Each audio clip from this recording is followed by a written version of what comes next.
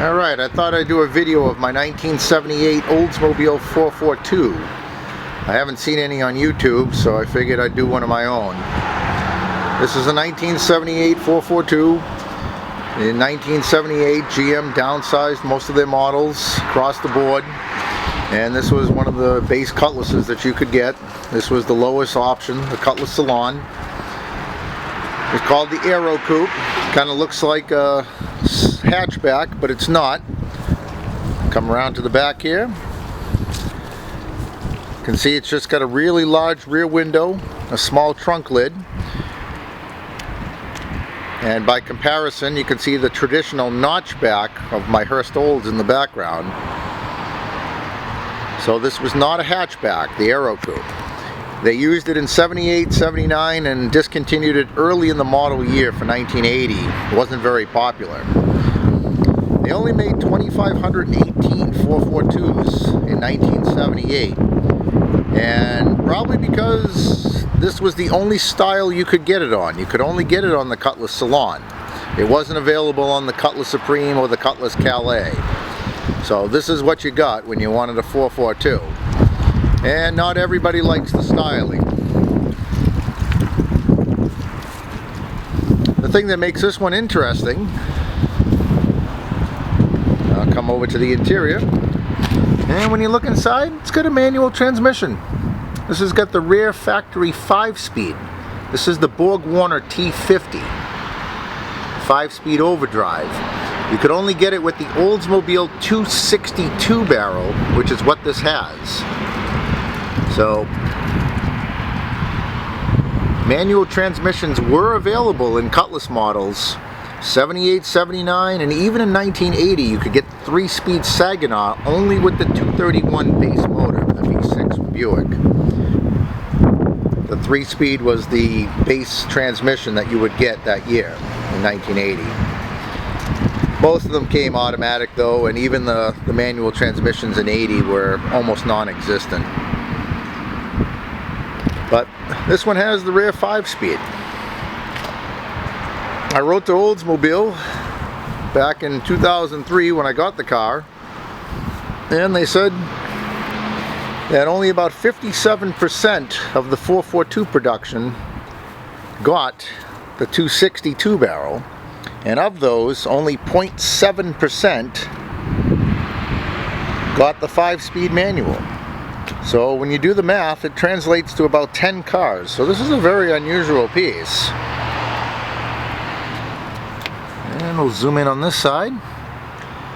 A really solid car. This came up from San Antonio, Texas.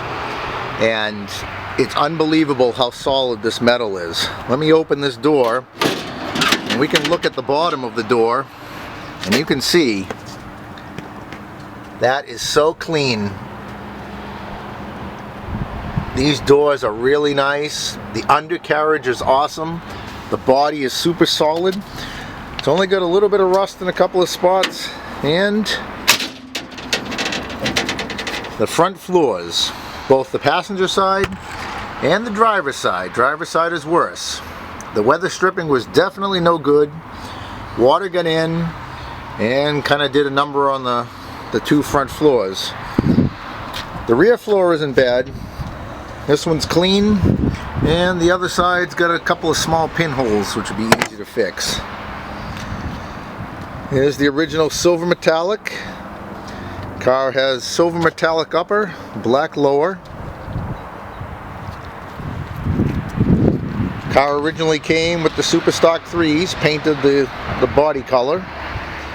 But I also have a set of the rare aluminum rims that look just like the Hurst Olds rims, except that they weren't painted gold. I have a set of these. I may put them on when the car is redone. I think they would look nice. And come around to the front. You can see my 1978 Cutlass Calais in the background. I'm going to do a video of that one after I finish this. I'm not going to do a video on my Hurst because it needs some work. I've had it 18 years.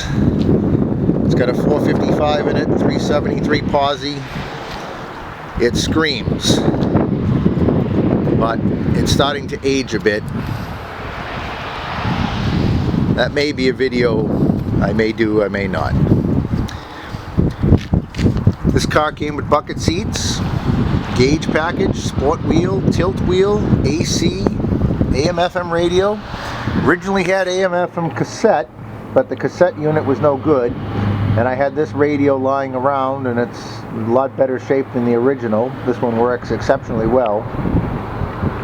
It's got the clock. No power door locks, no power windows, no power trunk release. But it's still nicely optioned. With the Borg-Warner T50, the 262 barrel, you automatically got a 256 rear end. And this one does have limited slip. It's got the posi rear. Surprisingly, in '78, this was rated 20 city, 29 highway for mileage, which is pretty good. Now, the overdrive really helps. I'll come around the back here, open the trunk lid, and you can see a very small lid, but a decent sized trunk. Get a full-size spare in there. This car is so solid and so clean, it should be a really easy restoration. And I'm sure it would look really sharp in the silver and black paint scheme. And we'll come up to the front, pop the hood, and we'll take a look at the 262 barrel.